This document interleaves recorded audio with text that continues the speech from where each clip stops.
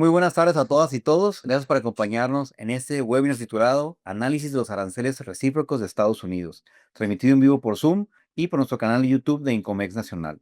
Mi nombre es Alberto Serrano, asesor ejecutivo de Grupo Vitel, y es un placer estar aquí con ustedes. También quiero enviar un saludo especial a quienes nos acompañan en la retransmisión a través de YouTube.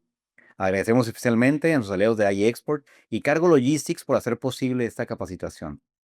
Hoy analizaremos el tema de los aranceles recíprocos que Estados Unidos busca imponer a los países con los que mantiene déficits comerciales.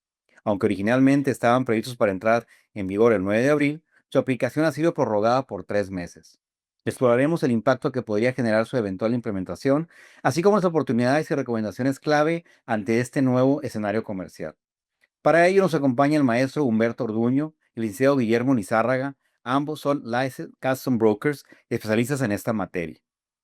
Antes de comenzar, les recordamos que al final de la sesión abriremos un espacio de preguntas y respuestas. Pueden enviar sus dudas a través del botón de Q&A en la parte inferior de la ventana de Zoom o en la sección de comentarios de la transmisión de YouTube. En abril de 2025, Estados Unidos intensificó su postura comercial al aplicar un arancel base del 10% a todas las importaciones, con tarifas más elevadas para países con los que mantienen déficits significativos como China. Además, se anunció que a partir del 14 de julio, los tomates mexicanos enfrentarán un arancel del 20.91% tras la cancelación del acuerdo de suspensión vigente desde 2019, lo que afecta directamente a uno de los principales productos agrícolas de exportación de México. Estas medidas, junto con posibles nuevos aranceles a sectores estratégicos como semiconductores y farmacéuticos, están generando tensiones con socios clave y aumentando la incertidumbre en las cadenas de suministro globales. En este contexto, se abren tanto desafíos como oportunidades para gobiernos y empresas que deberán adaptarse a un entorno comercial crecientemente proteccionista. Dicho esto, le damos la bienvenida a Humberto y a Guillermo, y como dicen, el arancel de cada día. Podemos iniciar. Bienvenidos, Humberto, y bienvenido, Guillermo. Hola, muy amables, muchas gracias. Gracias por permitirnos colaborar con ustedes. Digo colaborar porque con todos los que estamos reunidos en esta reunión Zoom, tenemos que colaborar para poder hacer que las mercancías fluyan bien en las cadenas logísticas que ya tenemos y en las cadenas logísticas que se puedan desarrollar. Vamos a compartir con ustedes una presentación de cómo se ha venido, dando el pues, las diferentes disposiciones, del presidente Trump. Lo vamos a hacer de una manera en una línea de tiempo para poder, tratar de ver esto de una manera clara y objetiva. Okey, pues bienvenidos, muchas gracias. Vamos a realizar un análisis de los aranceles recíprocos de Estados Unidos. Vamos a hacer un pequeño recorrido en una línea de tiempo para ver cómo es que llegamos hasta aquí. Entonces, básicamente, todo empieza lo o sea, todo lo nuevo de Trump, de su segunda administración, sobre tarifas, empieza febrero 4. El 4 de febrero, presidente Trump anuncia que va a implantar un arancel extra a China, del 10%. El motivo es combate al fentanilo, para que China combata las exportaciones de precursores, que se utilizan en el fentanilo, en la producción del fentanilo, y también cualquier tipo de envíos de fentanilo hacia Estados Unidos. Eso es un arancel del 10% que es, aunado a los aranceles que ya existían hacia China por una sección que se llama la sección 301, que era el 7.5% o el 15% o el 25%. Además de esos cantidades que acabamos de mencionar, Estados Unidos, la administración Trump implantó el 10% más. Entonces, para poder manejar esto, para que se pueda efectuar, la aduana americana publica fracciones arancelarias nuevas. Para poder efectuar este tipo de cambios al impuesto que se va a cobrar, la aduana americana provee y publica fracciones arancelarias. Fracciones arancelarias que se tienen que utilizar a la hora de procesar los documentos de importación de Estados Unidos. Esas transferencias arancelarias básicamente están en un capítulo que se llama el capítulo 99. Entonces, nosotros como agentes aduanales americanos tenemos que identificar qué fracción se tiene que utilizar en caso de que la mercancía, en este caso, por el origen. Si cualquier mercancía que sea de China, vamos a tener que aplicar una fracción arancelaria extra que indica al sistema que va a aumentar el arancel 10%. O sea, aquí quiero hacer el énfasis de que hay que saber bien cuál es la fracción arancelaria que se debe utilizar. Todas son publicadas por la aduana americana, eh, y todas son de conocimiento general, pero hay que saber cómo utilizarlas. Entonces, volviendo a nuestra línea de tiempo, en febrero 4, pues en realidad China fue el único país castigado, digámoslo de esa manera, ¿no? Eh, Pasó un mes y en marzo 4, la administración del señor Trump amplificó estos aranceles a otros países. En este caso se incluyó México. Y, igualmente fue para que México combatiera al fentanilo. Atinadamente, pues nuestro gobierno en México, digo nuestro porque me siento muy mexicano, aunque trabaja en Estados Unidos, pero pienso que el gobierno mexicano ha manejado esto de una manera muy inteligente. Lo ha manejado el gobierno mexicano. Y los negociadores del gobierno mexicano han sido muy profesionales, en mi opinión personal.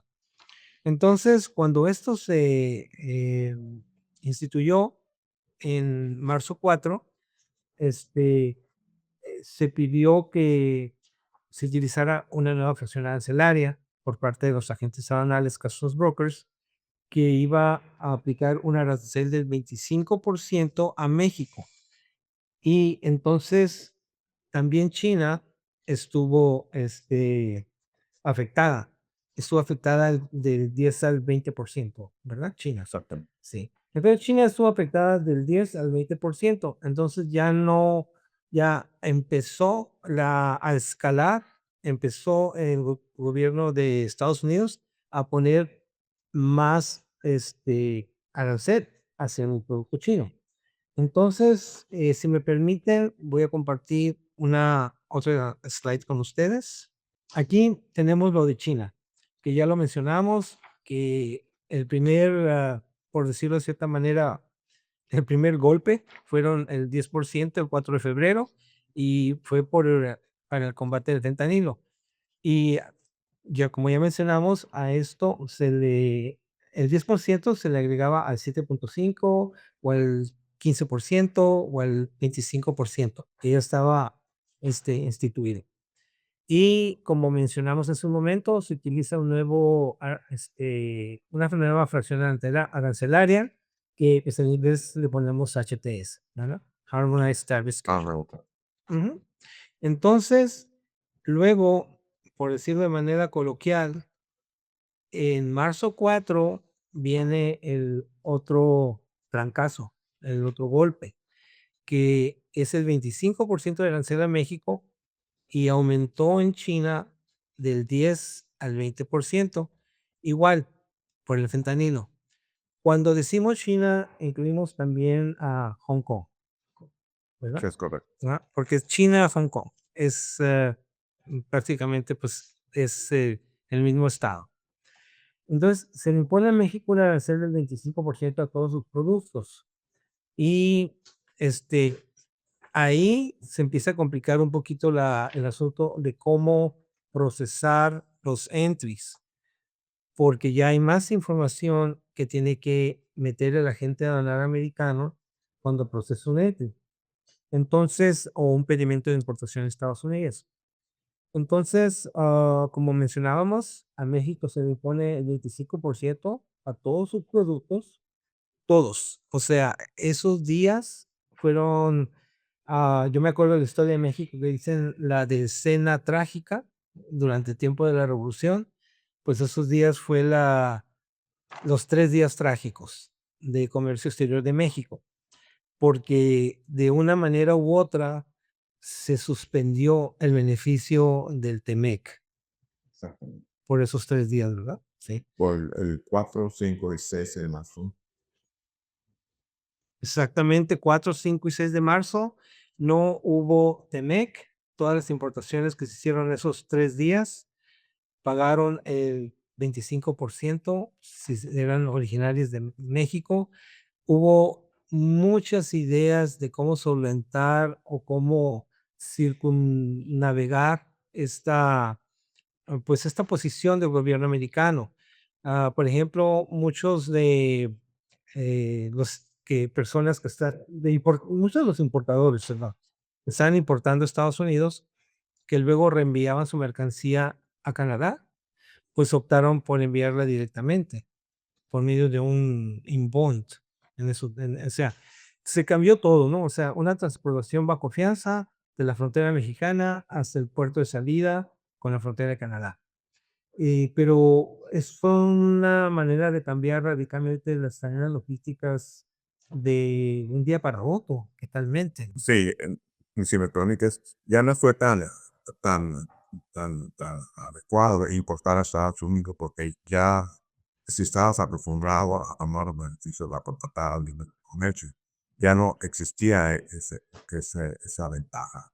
Entonces estabas acostumbrado a importar a cero o a un impuesto, una tarifa mínima y al del 25 era un impuesto bastante elevado, si $1,000 en dólares estar pagando 25. Y bajaron las importaciones bastante. ¿Por qué? Porque pues el 25% de impuestos es mucho para, y todo depende también de tu todo, con algunos productos era bastante fácil, pero en algunos otros no, comestibles, perecederos, textiles, o había lugares en industria que se veían bastante afectados. Sí, y otro asunto que cabe aclarar es que los impuestos de mercancía que se importó esos días, 4, 5 y 6 de marzo, los impuestos se pagaron, no hay manera de recuperarlos. O sea, la aduana americana lo menciona como que no hay DOBA, no hay recuperación de impuestos. Aunque haya salido después esa mercancía a otro país, supongamos a Canadá o a Corea, etcétera, no hay manera de recuperar ese impuesto.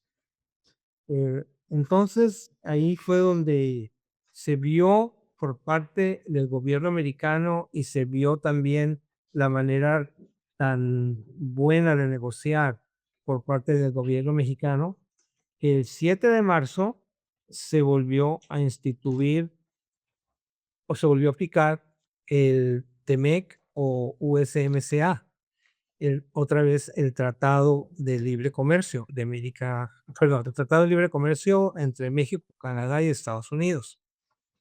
En parte se hizo porque pues, se dieron cuenta las autoridades americanas que se detuvieron las importaciones a Estados Unidos, bajaron drásticamente y se importó pues nada más lo que fue necesario. ¿Verdad? Comestibles que si no se importaban por su calidad de perecederos, pues ya no se podían vender en el mercado estadounidense. O ciertos tipos de insumos creados o manufacturados por la industria maquiladora en México que eran necesarios para poder seguir ensamblando o armando en Estados Unidos bienes finales. Pero sí estuvo muy difícil esos 3 días.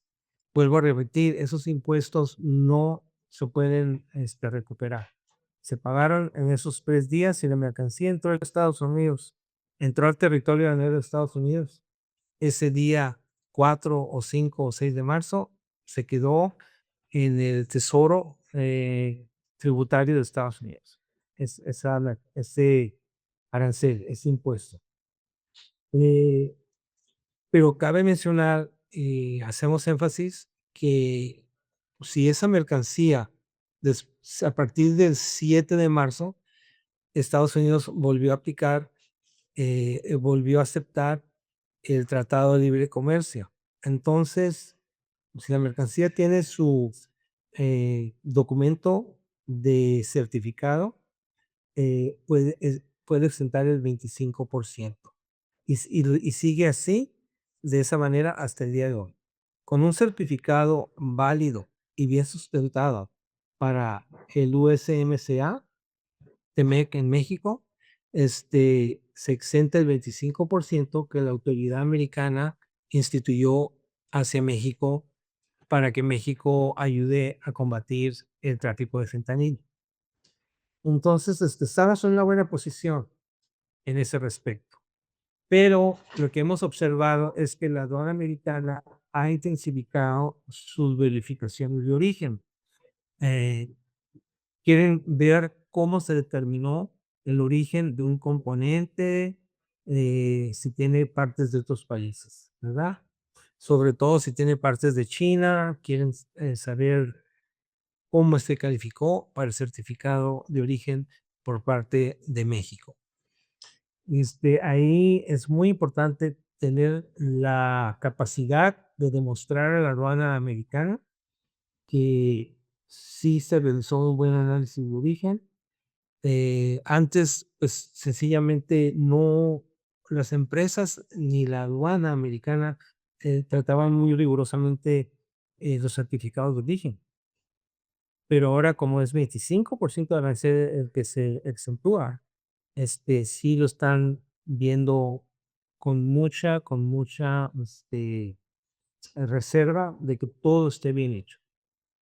Entonces, lo importante de aquí es que el certificado de origen debe estar bien elaborada, bien sustentada, y sobre todo otra cosa que no lo estaba haciendo la aduana americana, pero es parte de la normatividad, siempre ha sido, desde que era Telecan NAFTA, el certificado de origen debe de estar emitido antes o hasta el mismo día que se importa a Estados Unidos. No se puede emitir con fecha posterior, y la aduana americana ha estado realizando ciertas verificaciones en el sentido de que la normatividad dice el certificado de origen tiene que ser vigente antes o el día de la importación a Estados Unidos. Entonces, si una mercancía entra al patio fiscal americana hoy, el certificado de origen debe de ser de hoy, de ayer o de principio del año, ¿verdad? Como lo manejan varias empresas. No puede ser de mañana, etcétera. Entonces, y otra cosa que verifican, que el certificado de origen esté am, en la transmisión del pedimento americano, del EGI, porque que están verificando si cuando el camión ya entró al patio fiscal, pueden detener el camión dentro del patio fiscal si no hay en la transmisión del entry diagonal pedimento un certificado de origen. Y pueden decir, necesitamos certificado ahorita porque le vamos a hacer una verificación al certificado. La mercancía no sale del patio fiscal. Entonces, la recomendación es de que cuando tengan su certificado de origen, se presente al momento de la importación, al momento que se transmite el pedimento, porque ahora es crucial, porque la aduana americana CBP está verificando que sí exista el certificado y que esté bien elaborado. Y es importante mencionar quién es responsable por elaborar certificado de comprobante. Y tanto el fabricante, el exportador y el importador lo puede llenar, firmar y es responsable de toda la información que va a presentar al Eso es muy importante. Sí, como dice el señor Lizárraga, es muy importante que esté bien firmado y que la aduana pueda localizar a la persona, porque muchas veces nos hemos encontrado con situaciones que lo firmó supongamos, por parte del productor, un gerente de producción, pero ya no trabaja en la empresa. Entonces, la aduana quiere verificar eso, quiere hablar con el señor gerente de producción, marca el teléfono y nadie le contesta, tal vez. O le contesta recepción o el conmutador y piden hablar con la persona que firmó el certificado de origen y ya no se encuentra en la empresa. Entonces, ahí empezamos ya con problemas porque la aduana americana no puede asegurarse de que quién lo firmó o en qué condiciones lo firmó. Entonces, sugerencia, si las personas que firmen sus certificados de origen, si dejan la empresa, si dejan de laborar en la empresa o cambian de puesto, actualicen su certificado de origen con el contacto correcto, teléfono y correo electrónico. Es muy importante porque si lo quieren verificar a la hora de que están ingresando la mercancía a Estados Unidos, no sale del patio fiscal hasta que quede eso arreglado, comprobado, ¿verdad? Que la aduana se comunique con alguien, no con el agente aduanal, con quien está firmando el certificado. Y como ustedes saben, el agente aduanal no puede firmar ese certificado. Como comentaba el señor Mizarra, que debe ser el fabricante, el exportador o el importador a Estados Unidos. Ahora avanzando en nuestra línea de tiempo, el 12 de marzo de este año, Estados Unidos aplicó un arancel de 25% al acero y al aluminio para todos los países. Entonces, incluyendo obviamente México y Canadá y pues todos los demás países del mundo. Este, pero además dice el acero, el aluminio y sus derivados. Aquí podemos tener, por ejemplo, una mesa que la parte de arriba es de madera, pero las patas son de acero. Entonces, pues entra por la fracción ancillaria que se tiene que utilizar bajo un producto de acero. Y entonces lo que pasa es que pues, se va a grabar al 25%. Ahora, estudiando un poquito más este asunto, hay manera de exentar el impuesto sobre los componentes que no sean de acero ni aluminio. Pero la única manera que eso se puede hacer es que en la factura comercial de exportación de México o importación de Estados Unidos, que en la factura comercial de exportación desde México o importación de Estados Unidos esté especificado eh, cuáles partes de esa mesa son de acero y cuáles partes son de madera, con el valor bien estipulada y también con el peso, porque se va a ocupar para poder presentarlo al sistema pues, para transmitir o PDF. Entonces, si hay manera de bajar el valor que se va este, sobre el cual se va a poner en la receta, pero hay que especificarlo muy bien. Entonces, lo importante es, entre más información provean en la factura sobre asunto, más fácil es procesar los documentos y al mismo tiempo eh, pues, evitar grabar eh, todo el valor completo de una mercancía. Y como vuelvo a realidad es para todos los países. Entonces, otra cosa muy importante que cabe mencionar aquí es que también hay que especificar el país en donde se portó el acero, como por ejemplo, del tío de la niña. Es muy importante especificar el país en donde se procesó el aseo. Entonces, pues ya vamos en el día 12 de marzo.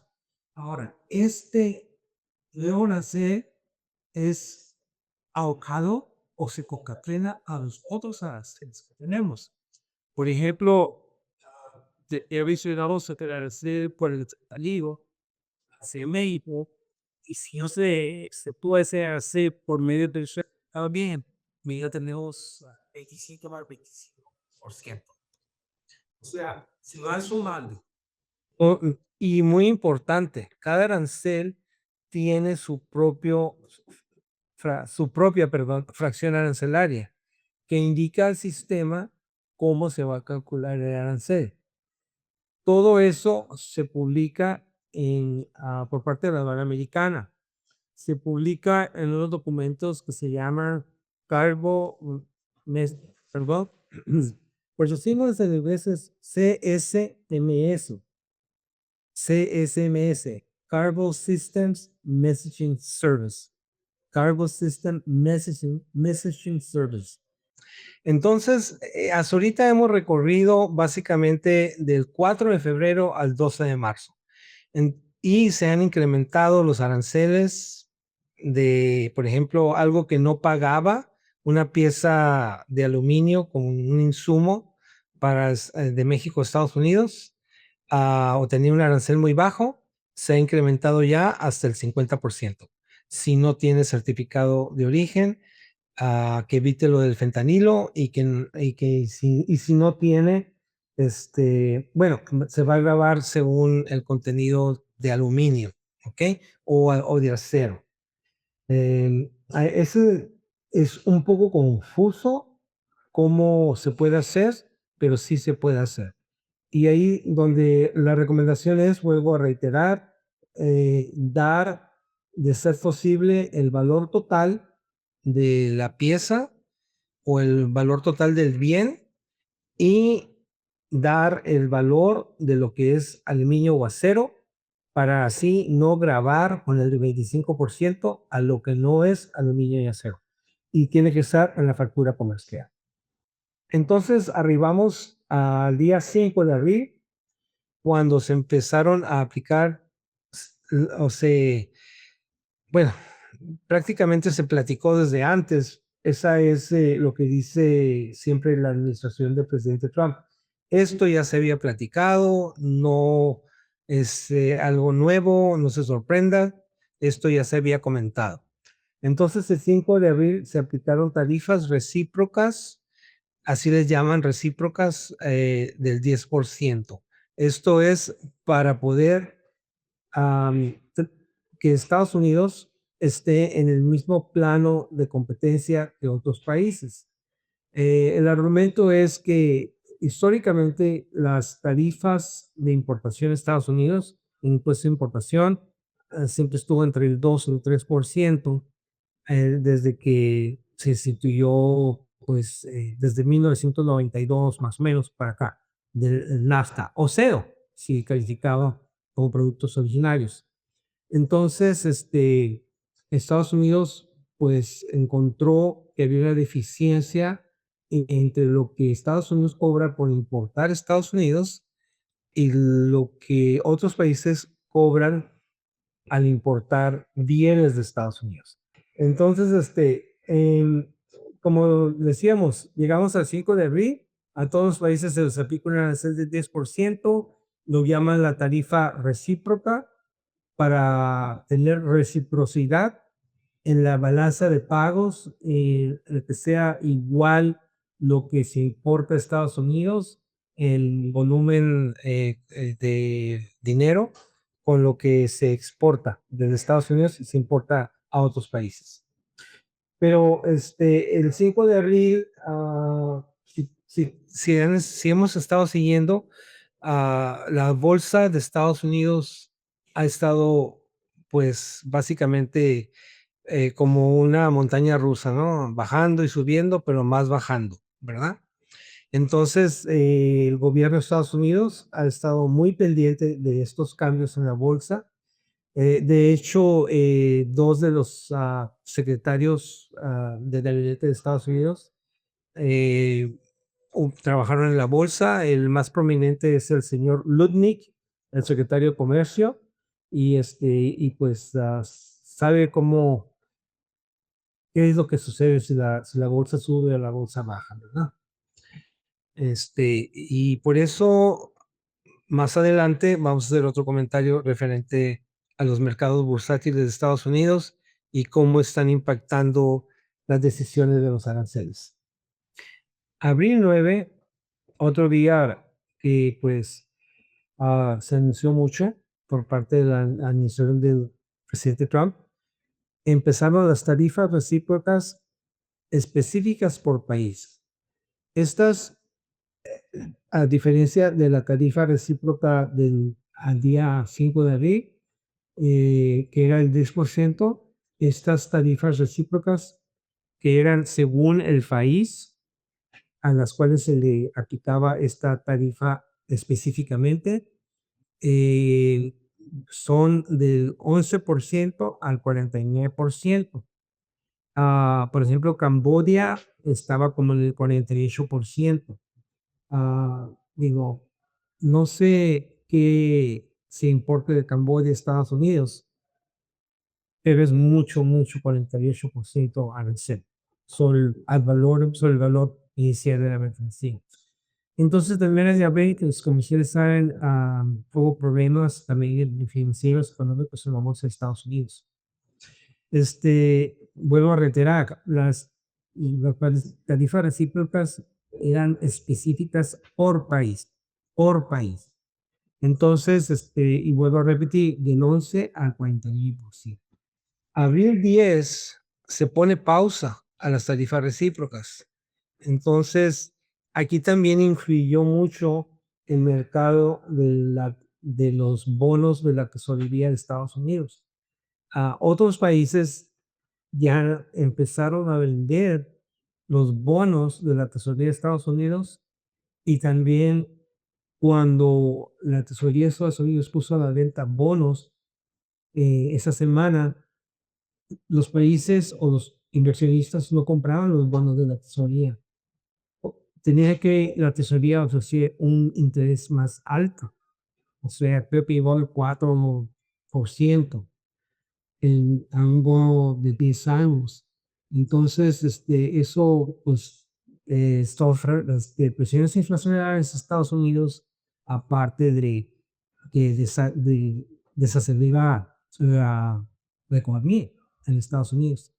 Entonces, una medida creemos que fue poner la pausa de ahorita días a las tarifas recíprocas, perdón, recíprocas, y para poder normalizar un poquito el mercado bursátil y el mercado de los bonos de la tesorería de Estados Unidos, y también para poder estudiar mejor con qué países Estados Unidos puede hacer, como dice el presidente Trump, un deal, o sea, llegar a un arreglo, y los 10 países no, ¿verdad? Se manejan cantidades de 75 países que están en Estados Unidos.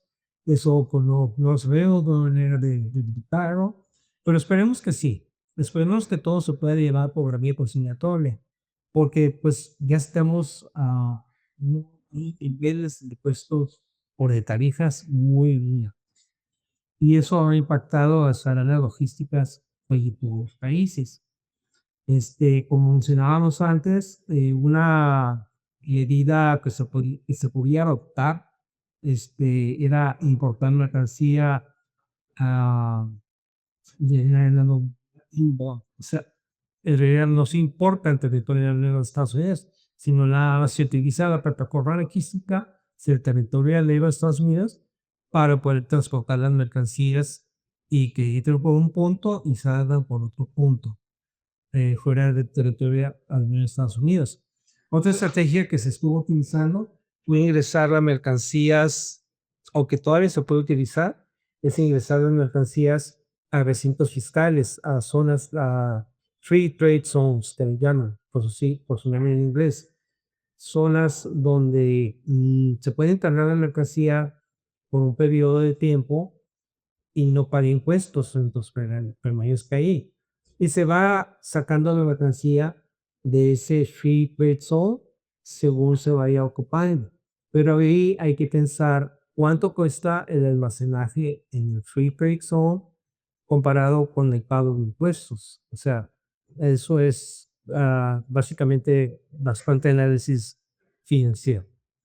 Otra modalidad que también se empleó y se sigue empleando es importar la mercancía de lo que son almacenes fiscales libres de impuestos.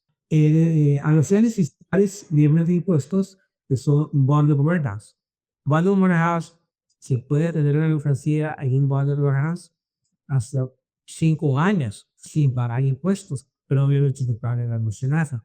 Y el impuesto se paga al sacado del bundle warehouse. Y también se puede sacar en parcialidades. No que si llevar un cargamento de 1000 cajas, se puede sacar 100, y después se puede sacar otras 100, y así sucesivamente hasta que se vaya bajando el inventario, donde está hablando el inventario, y pues ahora se va pagando como por la mercancía y se va internando y pagando el impuesto hacia el territorio de Estados Unidos.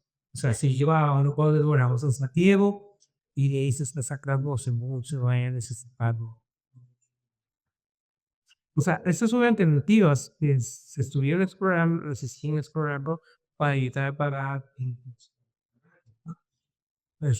Porque recuerde que el impuesto es uno sobre otro, no es nada más o uno u otro. Entonces, el 10 de abril, pues prácticamente la semana pasada, se pusieron pausa de 90 días a las tarifas recíprocas, pero se quedó, o sea, las tarifas específicas por cada país. El país que iba a tener 11% se quedó en 10, el país que iba a tener 20% se quedó en 10, el país que iba a tener 49% se quedó en 10, excepto China que siguió aumentando. Y ahorita, pues, lo último que supimos es de que está en 145%, ¿verdad? Ahora, basado en eso, las pausas que se puso por 90 días hasta los primeros días de julio, pues no sabemos qué va a pasar en julio, ¿verdad? Pero lo que podemos decir es de que hay bloques, sectores ya de la economía de Estados Unidos que están teniendo exenciones. Entonces se puso una pausa a las tarifas recíprocas específicas, como mencioné, que podían ir de 11% a 49% y se quedó en un 10% generalizado. Pero también ciertos productos van a quedar exentos. Eso pasó al día siguiente. El día 11 de abril se publicó una lista de excepciones de tarifas recíprocas, o sea que no van a pagar el 10%, y también incluyendo de China, también va a haber excepción para bienes que son electrónicos, semiconductores, diodos y otros bienes que tienen que ver con la electrónica. Esos bienes, se publicó un listado muy, muy específico, pero prácticamente el 11 de abril, pues el listado de exclusiones, se agregaron laptops, smartphones, semiconductores, entre otros. Y de cierta manera, pero esto hay que saberlo hacer, se puede bajar al 5% en lugar del 10%, pero está todavía como un poquito en el aire, ¿verdad?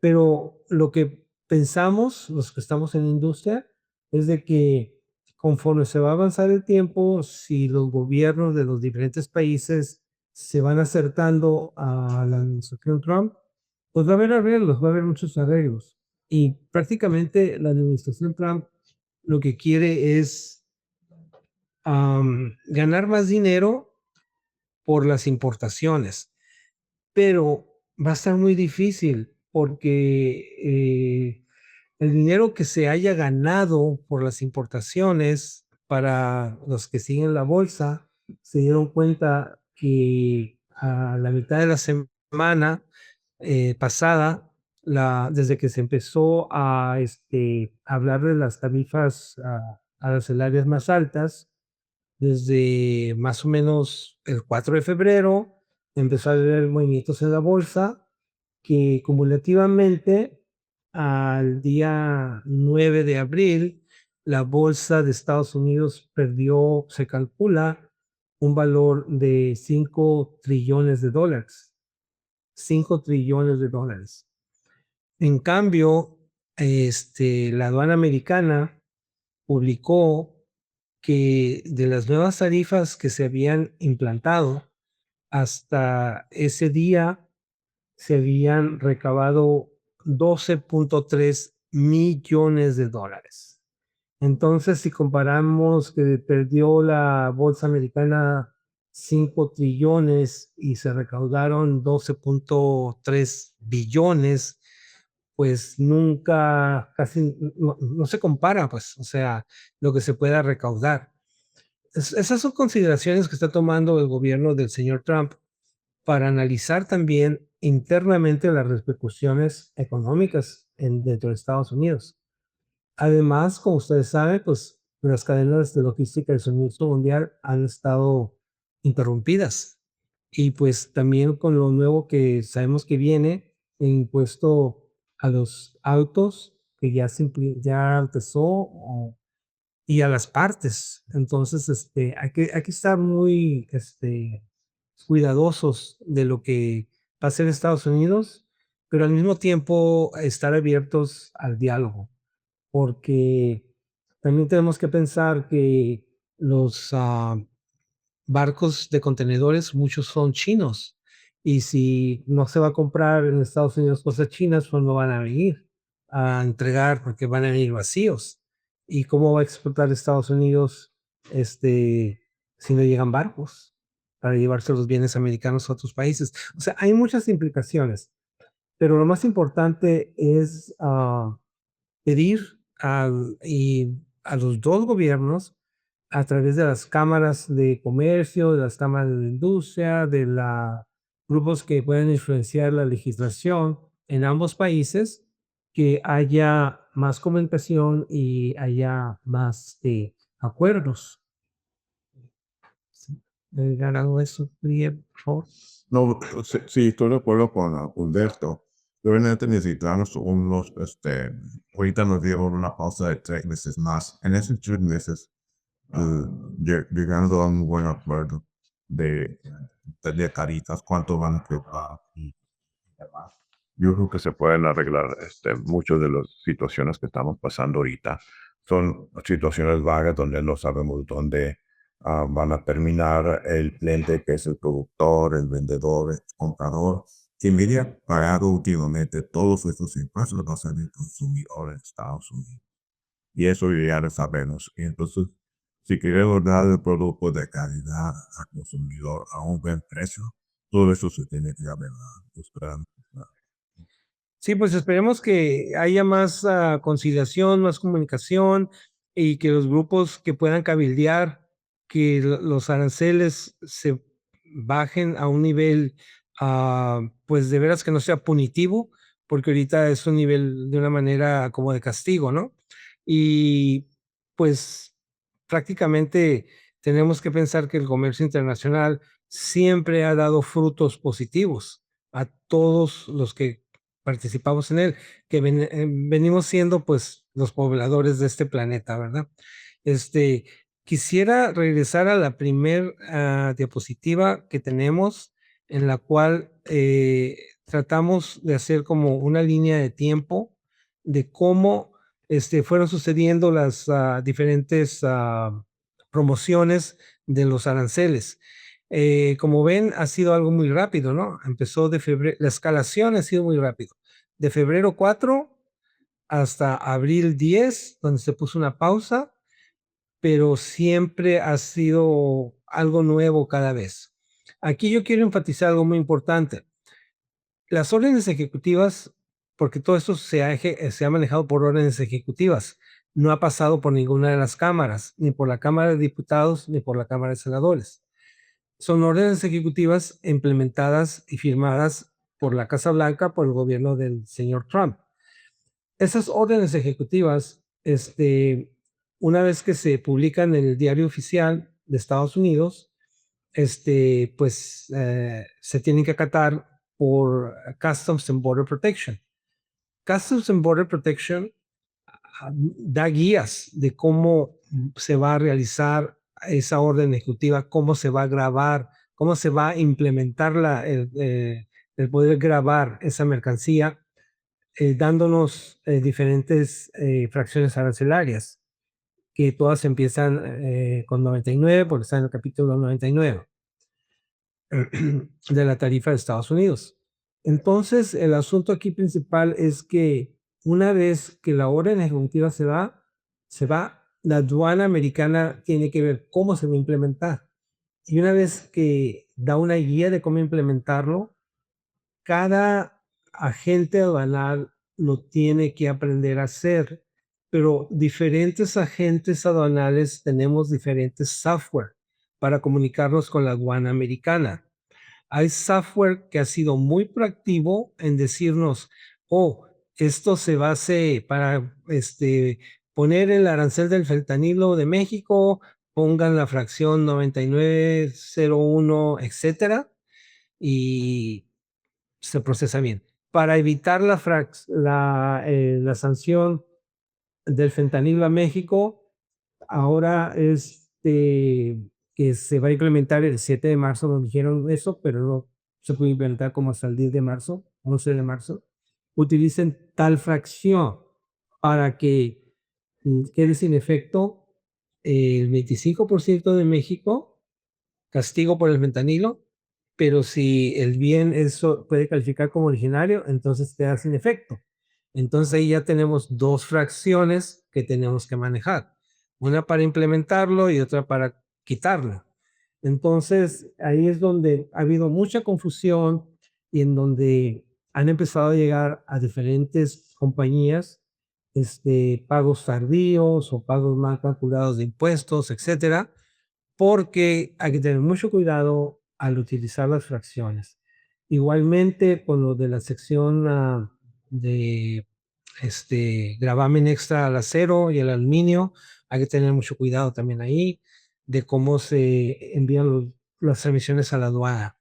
La manera en que creemos que la aduana americana, o en este caso, quien esté dándole consejos al señor Trump, es que tomaron la balanza de exportación.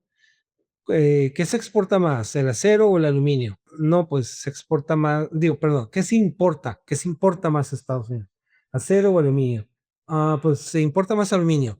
Entonces, el aluminio, publicaron listas de bienes con fracciones de aluminio y de fracciones de acero, y entonces eh, hay algunas cosas que ni siquiera tienen aluminio ni acero, pero las colocaron esa fracción en la lista de aluminio.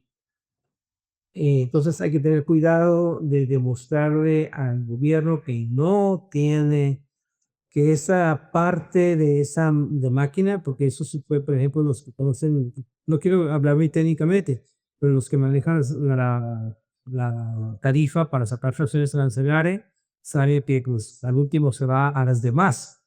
Y entonces las demás de acero prácticamente hicieron de cierta manera que se fuera a las demás de aluminio. Y las demás de aluminio, ahí es donde hay que comprobar que no tiene nada de aluminio. Entonces hay que hacerlo antes de transmitir a la aduana americana esa información. O sea, hay que estar leyendo todo y con agentes aduanales y pidiendo toda la información posible a los clientes para poder apoyarnos para de cierta manera evitar o minimizar el impacto de los aranceles. Todo esto, tengo entendido, se les va a compartir. Lo hicimos de la manera más explícita posible. Estamos abiertos a preguntas y algún último comentario, por favor, Guillermo. No, yo pienso que cubriste de todo. Los tiempos son importantes, las tarifas, a los productos, a los países. Es algo que tenemos que llegar al acuerdo para que todos podamos salir al lado. Muy bien, digo, vamos a las preguntas, han llegado varias y algunas situaciones medio complejas también. Vamos a empezar por lo sencillo y ya nos vamos, si quieren, a lo más complejo. ¿Qué características debe tener un certificado que califique como para el tratado USMCA? Para poder llenar el certificado libre de comercio, no solo es llenarlo, sino calificar, ver el producto, ver la materia prima, países de origen de donde viene la materia prima, el porcentaje que forma de todo el producto en sí, cuál porcentaje tiene bajo que es mexicano, cuál porcentaje tiene que es americano, cuál porcentaje tiene que es de Canadá, y tener un mínimo porcentaje de materia prima que sea de otros países. Entonces, ya si tú tienes todos esos números ya bien configurados y calificas bajo el Tratado Libre, entonces allá vas a llenar la aplicación. No la tenemos aquí enfrente, pero se trata del nombre y dirección del fabricante, nombre y dirección del exportador, y muy importante, nombre y dirección del importador, porque el importador es el que va a venir siendo responsable para pagar los impuestos y para reunir todos esos tipos de regulaciones o preguntas que tenga la aduana americana en caso de una auditoría. Entonces, aparte de eso, tiene la columna de cuál fue el porcentaje de materia prima que se utilizó de X países, la tarifa, el nombre exacto del producto, el nombre que tiene en el certificado tiene que ser el mismo nombre en la factura para que se puedan relacionar la factura con el certificado. Y obviamente tiene que ser firmado con el número y el nombre, dirección y número de teléfono, y ahora correos electrónicos de una persona donde la aduana americana se puede poner en contacto inmediatamente en caso de alguna pregunta o alguna duda. Para eso, tiene que ser cruce, momento de cruce, si te toca rojo nada más hacer toda la documentación, o en todo momento. Ah, pues básicamente yo tengo entendido si te toca rojo o si tienen unas preguntas, nosotros lo estamos pidiendo. Obviamente lo tienes que tener antes o el día de tu importación. Nosotros lo estamos pidiendo a todos los importadores que están importando bajo este programa. Okay. Sí, como dice Guillermo, si te toca rojo, o sea, si te toca inspección o salidación, en el momento aleatoriamente, en el momento de ingresar de mercancía al pacto fiscal americano, ahí te pueden pedir el certificado de origen. Esa va a ser una verificación de que lo tengas. Ahora, dando un poquito más sobre el tema de los criterios de origen en los certificados, hay que tener muy bien identificado el criterio de origen que se utiliza y por qué se utiliza. Criterio A, bien total, que es para los bienes totalmente originarios. Criterio B, que es para bienes de que pasan por un salto de fracción arancelaria o algún otro tipo de análisis de origen. Hay que tener no solamente el certificado, sino también todo el soporte a ese certificado. Y es muy importante, pues yo opino, tener un buen software que nos ayude a validar todo eso, porque a la hora de que presentamos la respuesta a un requerimiento de la aduana, entre más fácil les expliques, más rápido te resuelven, y en veces tener gráficas, análisis, hojas Excel, tener todo lo posible para validar el criterio de origen. Y ahorita es a donde se va a enfocar más la aduana americana, esas validaciones de criterio de origen. Bien. Y si se tienen 10 días para pagar el entry, ¿se puede obtener el certificado dentro de esos 10 días? No, el certificado, por favor, se debe tener a la hora que entre la mercancía al patio fiscal americano, en el momento que ingresa, porque en ese momento, como mencionó Guillermo, te lo pueden requerir por un rojo, o sea, o una inspección aleatoria, ¿verdad? Ujú. Entonces, si no tienes, si el certificado no se subió al sistema de la aduana o el chofer no trae una copia del certificado, ahí se queda el camión hasta que se produzca el certificado. Ahora, una vez que el oficial que está dentro del patio sabe que hay un certificado, ya sea que se haya transmitido a la aduana, ellos lo revisan en su sistema, o que el chofer lo traiga físicamente. Después de eso, un import specialist puede requerir validar el certificado. O sea, la mercancía sale del patio, tiene desadonamiento. Y ahí es donde empiezan a contar los 10 días para pagar los impuestos, 10 días hábiles. Ahí estamos recomendando algo, pero a lo mejor alguien pregunta qué se puede, estrategias de pago, pero no lo voy a decir ahorita. Si es que hay una pregunta, la respondo, y si no, lo digo al final. Pero sí es muy importante el certificado de origen y que esté bien sustentado. Recordar los porcentajes. El porcentaje es más alto de materia prima de origen de México, Estados Unidos y Canadá, más califican ustedes para importar su producto libre de impuesto bajo este tratado libre de comercio. Eso siempre hay que tomar en cuenta y ver bien los números y los valores y los países de donde vienen esa materia prima. Perfecto. Dice, buenas tardes, ¿cuál es su opinión sobre la pausa de los 90 días? Se va a aplicar aranceles anunciados y con respecto a China, los altos aranceles aplicados. Ok, la pausa de 90 días no nos garantiza nada, ¿ok? Aquí lo que tienen que hacer es acercarse a Estados Unidos, los países que quieran acercarse. Ahorita Estados Unidos está utilizando, por usar una analogía, cuando hacen correr al conejo, ¿no? Que le ponen una zanahoria enfrente o le pegan atrás con un palo, ¿verdad? Ahorita la analogía es a todo mundo le está pegando es Trump con las tarifas, ¿verdad? Y si no, pues saca otras cosas como el Tratado de Agua con México, etcétera, ¿no? Hasta ahorita no hemos visto barreras no arancelarias. Hasta ahorita hemos visto nada más barreras altos aranceles, pero eso no precluye que llegue a imponer nuevos requisitos para importar tal o cual bien, o nuevos permisos, o análisis de fundición, etcétera, etcétera, ¿no?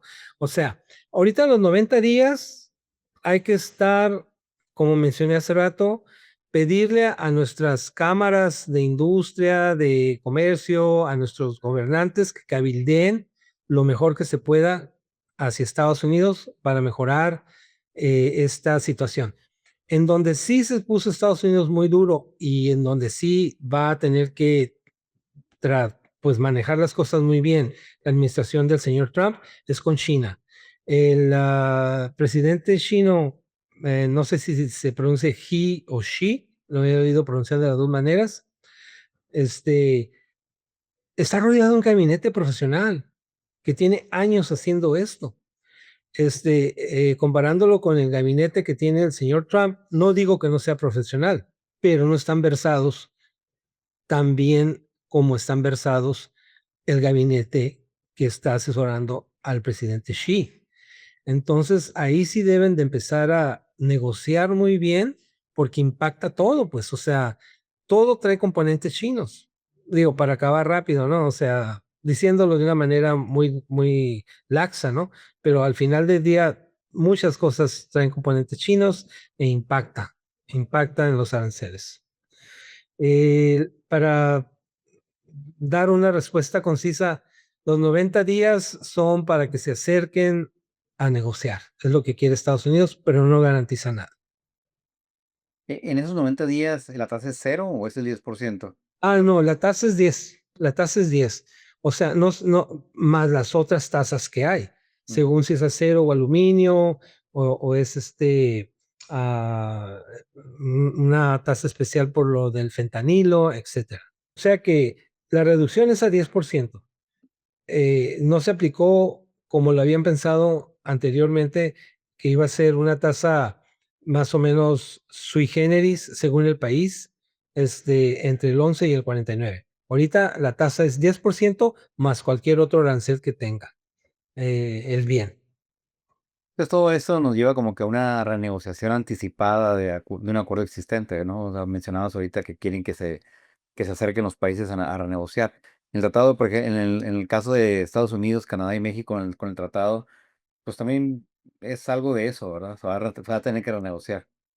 Sí, exactamente, viene la renegociación del tratado y pues ahí también es donde los representantes de los 3 países se tienen que sentar y negociar de buena fe, ¿verdad? Ujú. Bien. Eh, Dice, soy de industria automotriz y por lo que entiendo, a partir del 3 de mayo, mis productos que no cumplan con las reglas de origen del Tratado de Libre Comercio estarán sujetas a un arancel adicional de 50%, 25% IEPA, Southern Borders más 25% y de autopartes para un 25%. ¿Es correcto? Es correcto, o sea, no se exime ninguna de los, aranceles. IEPA es por según eso, el poder de cuando hay una guerra, de que Estados Unidos el presidente puede manejar la economía, ahí lo aplicó. También está, pues, todo lo del acero, etcétera. O sea, todo, no es un arancel u otro, son todos juntos. Ujú. Y eso complica, vuelvo a mencionarlo, el procesamiento del pedimento de importación a Estados Unidos, del entry, porque antes con una línea se especificaba ¿cómo se llama? El arancel o el impuesto.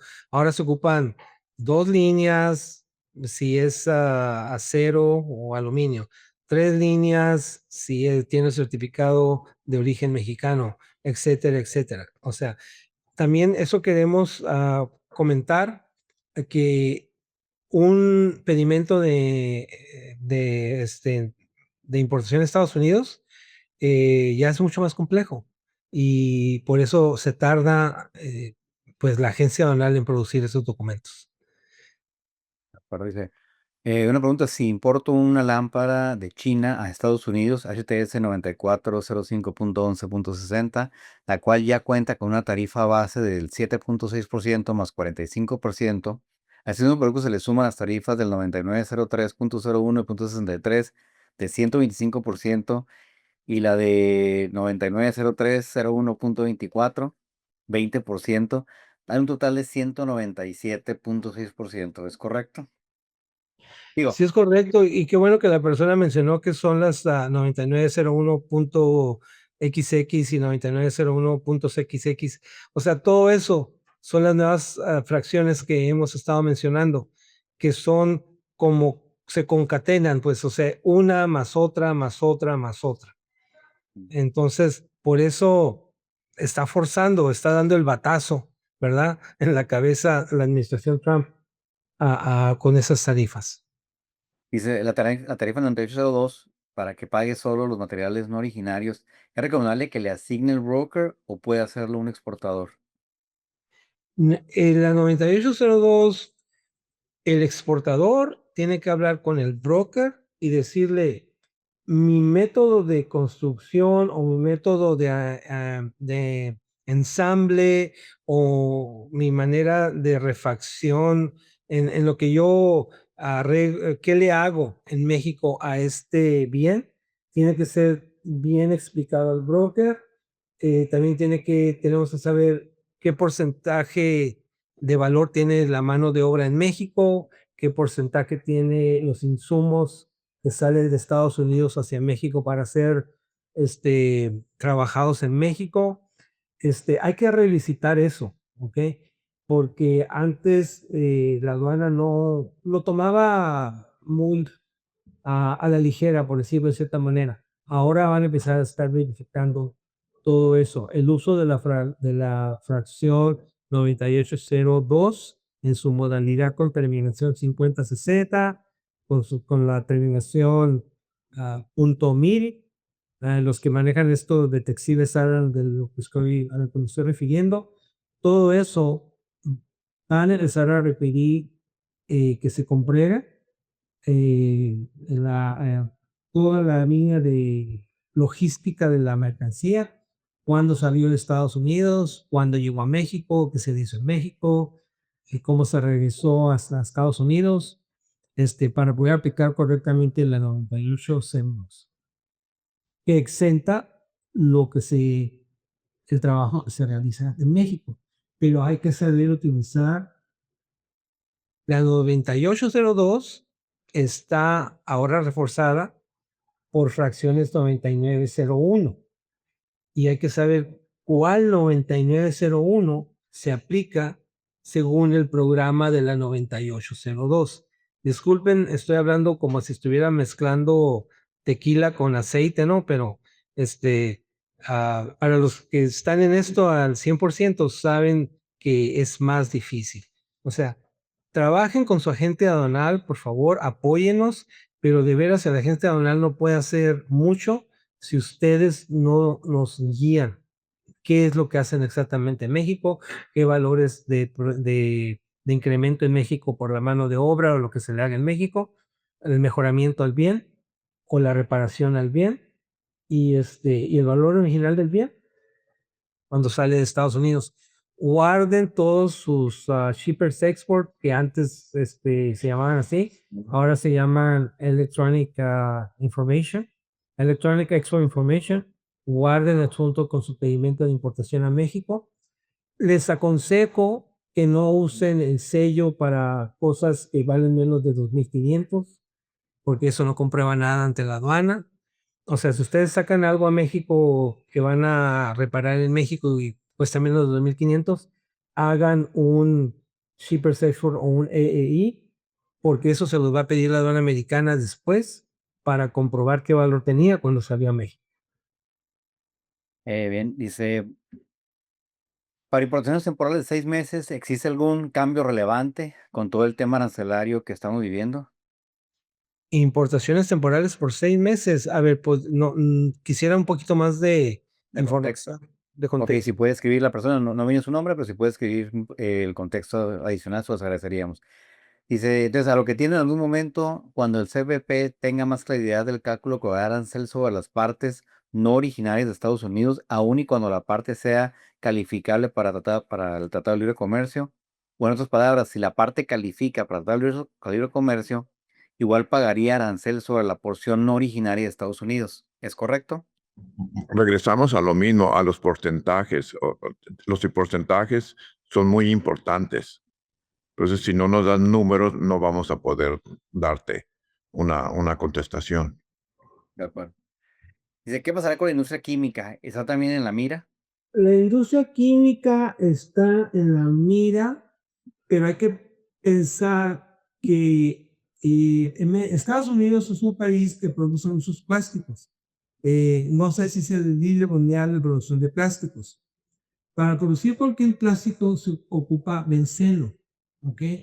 El benceno es un producto que es un residuo de la refinación del petróleo. Entonces, el único país que produce benceno es Corea del Sur.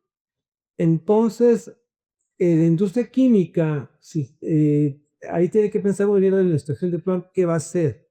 O sea, si quiere que hagan benceno en Estados Unidos, van a tener que hacer plantas de refinación nomás para utilizar el benceno, que es un producto de desecho de la refinación. Entonces, ahí tienen que pensar qué tanto van a grabar o comprar arancel a ciertos precursores de la industria petroquímica como el benceno. O sea, no puede ponerle más arancel de 50% al benceno porque separaría la industria del caso con Estados Unidos. O sea, tenemos que ir caso por paso. De acuerdo. Dice, para los casos en los que el producto terminado tiene algún componente de acero o aluminio, pero por ejemplo el HTS del producto terminado es 854430 y el producto terminado califica para tratar de libre comercio, de cualquier manera el importador está obligado a declarar los componentes que son de acero o aluminio.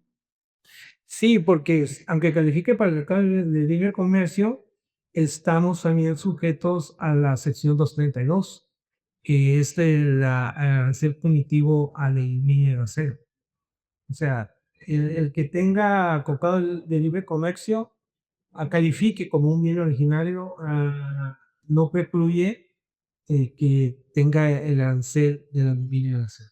Ahí lo bueno es especificar, como mencionamos en la factura comercial, qué tanto acero, si es un bien derivado, qué tanto, cuál es el valor del bien que es de la parte del componente que es acero o aluminio.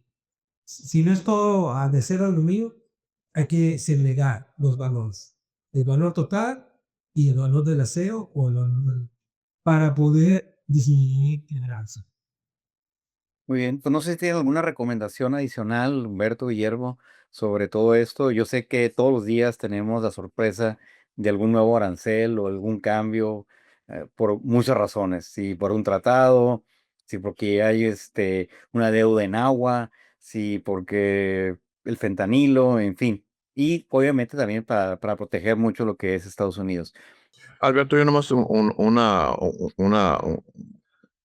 pensamiento muy personal. Yo pienso que estos 3 meses son positivos, son para que realmente los países reflexionen, las industrias, las diferentes industrias reflexionen y tomen en cuenta que todos tenemos que trabajar juntos, que todos tenemos un derecho y un enfoque a que seamos exitosos en ya sea la industria pequeña, mediana y grande. Entonces, estos 3 meses hay que verlos positivos como para cambios positivos, llegar a mutuos arreglos donde todos vamos a beneficiar. ¿De acuerdo? No sé, Humberto, si quieres comentar algo adicional. Sí, con todo gusto. En primer lugar, quiero enfatizar que ya los tiempos no son los de antes, ¿verdad? Antes un certificado de origen era, pues oye, eso con el otro y ya. No. Ahora es normal empezar a estudiar y debes poner mucho énfasis en el certificado de origen. Acuérdense que un requerimiento de certificado de origen son 30 días para entregarlo. Una vez, no puede requerir el certificado de origen a un mes, 2 meses, 3 meses, 4 meses, 5 meses después de que la mercancía ya fue internada a Estados Unidos. ¿Ok? Ah, mm, hasta más de un año. Supuestamente un ente queda cerrado después de un año. Pero si un import specialist, y de una figura que antes aquí me corre en lista, ¿verdad? Quiere verificar algo, puede reabrir ese entry y preguntar lo que sea, ¿verdad? Sobre el certificado de origen. Entonces tiene 30 días. Pero si no se puede tener todos los comprobantes que pide para validar este certificado de origen, se puede pedir una extensión y se presenta lo que se tenga. Y si el import specialist ve que se está actuando de buena fe, les puede dar una extensión. 2 semanas más, un mes más, etcétera, ¿no? O sea, la cosa es acercarse a la gente aduanal o a quien se esté formulando la respuesta del abogado de aduanas, etcétera, esté formulando, ayudando a la empresa a dar esa respuesta a la aduana, a ese requerimiento CBP 28 y que se haga algo, ¿no? Y que se demuestre y dar extensiones. Ahora, si viene el tiempo límite para presentar la respuesta, usualmente son 30 días, en ese inicio extensiones hasta de 60 días, o sea, 30 días a los 60, 90 días. La otra es que después, si la aduana no acepta la respuesta del requerimiento CP28, entonces manda un CP29 para el cual se tienen 20 días para contestar. O sea que así, de buenas a primeras, si atienden un requerimiento, piensen que pueden tener hasta 50 días, ¿verdad? 30 más 20. Hablé Ahí, ahí, perfecto. de la validación de los certificados de origen, que la aduana va a pedir que se valide un certificado de origen inicialmente con una CBP 28, que son 30 días calendario para contestar, y se pueden pedir extensiones. Si la aduana ve que se está trabajando de buena fe, puede dar hasta 15 días más y luego otros 15 días, etcétera, En veces he visto casos hasta 60 días de extensión. Y una vez que la aduana, mande. No, wow, digo, qué bien. Ujú. Y una vez que la aduana dé su fallo sobre el certificado, perdón, sobre el análisis que hicieron en la certificado de origen y piensa que no es válido y van a aplicar el 25% de impuesto extra, mandan una CBP 29, que son 20 días para contestar. Y he visto también que dan extensiones en la CBP 29, 10 días más, etcétera. Entonces, si les llega una CBP 28 o una CBP 29 para validar su certificado de origen, háganlo proactivamente, rápidamente, busquen el apoyo del agente aduanal o de un abogado que se dedique a resolver esos problemas de aduana, ¿verdad? Pero primero, obviamente, el agente aduanal, que es el que sabe más o menos la historia de ese pedimento, de ese entry. Otra cosa que estamos recomendando es que todos los importadores de Estados Unidos saquen su número de pago directo a la aduana. Ese se llama PUN, por sus siglas en inglés, PUN, PUN. Es Payer Unit Number. Payer Unit Number es un formato muy fácil, no son más de 15 preguntas, en donde ustedes piden que la aduana debite la cuenta del importador y pague los impuestos en el 9º día para que queden pagados en el 10º día. Entonces ahí, si acaso hay alguna duda de que si los impuestos son elevados o X problema que haya con la transferencia de fondos del importador al broker y luego del broker a la aduana, es mejor que tengan su Payer Unit Number, que también le llaman el método ACH, por sus siglas en inglés, ACH, en donde la aduana debita en el 10º día, bueno, técnicamente es el 9º día en la noche para que el 10º día esté pagado, los impuestos directamente de la cuenta del importador. Entonces ahí hay menos margen de que se pierda el tiempo en una transferencia de dinero, lo que sea, y luego el importador tenga una multa, ¿no? Ahora, antes las multas por no pagar algo, por ejemplo, voy a decir un perecedero, pues eran bajas porque el impuesto era bajo, pero ahora es mucho más alto, ¿ok? Porque el impuesto es más alto. Y la otra cosa que también recomendamos es que una vez teniendo el PUN, Payer Unit Number, pueden aplicar para que la aduana los ponga, la aduana americana, en un sistema que le llaman el PMS. PMS, es de pago periódico mensual. Entonces, eso se maneja que todo lo que importen en el mes, supongamos de abril, se paga hasta mediados el impuesto del mes de mayo. Todo lo que importen en el mes de mayo se paga el impuesto a mediados de junio. Entonces, pues básicamente da más oportunidad de recabar el dinero o cobrar el dinero extra que hay que cobrar para pagar la tarifa, ¿no? La tarifa tan alta. Bueno, alta porque antes era 0 y ahora es 25 para muchas cosas que vienen de México.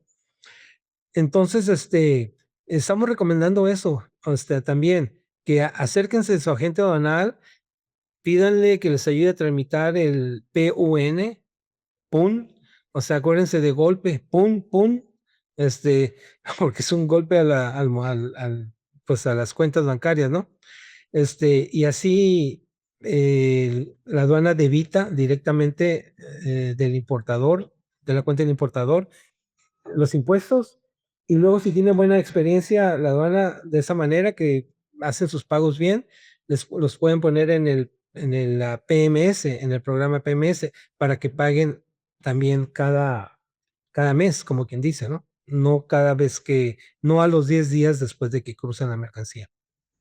Otra acción que se puede tomar es pedir, sobre todo las maquiladoras, las IMEX, estar en el programa de reconciliación, en donde se paga básicamente el pago es un pago estimado y luego la reconciliación se hace después de que se termine el ciclo contable.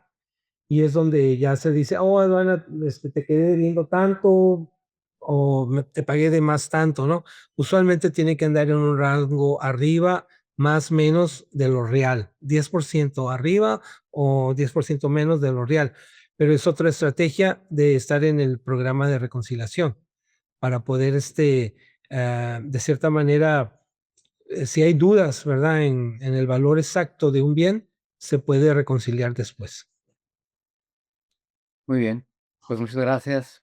Con esto, pues bueno, si llegan dudas y comentarios, con muchos vamos a llegar Humberto, Guillermo, para que las puedan atender. Sabemos que en ese tema hay cosas muy particulares, hay productos muy particulares y empresas muy particulares. Entonces, cualquiera de esas preguntas que nos lleguen, pues vamos a mandar con gusto para que puedan atenderlas. Con esto, Estamos a sus órdenes. muchas gracias. Con esto estamos por concluido nuestro webinar. Agradecemos nuevamente a Humberto Orduño y a Guillermo Lizárraga y a Cargo Logistics por su valiosa orientación sobre este contexto de alta incertidumbre para el comercio internacional y por ser aliados estratégicos de Incomex en las capacitaciones. Les invitamos a seguirnos en nuestras redes sociales como Incomex Nacional y a suscribirse a nuestro podcast donde abordamos temas claves para su cumplimiento. Mañana 16 de abril lanzaremos un nuevo episodio sobre la importancia de realizar la determinación de origen a los productos con Lorena Beltrán, directora de iExport. Un tema muy ad hoc a lo que platicamos hoy y sobre todo que va a tener la aduana pues mucha injerencia ahora. Gracias por su participación. Que tenga una excelente tarde y muchas gracias nuevamente, Humberto, Guillermo. Saludos.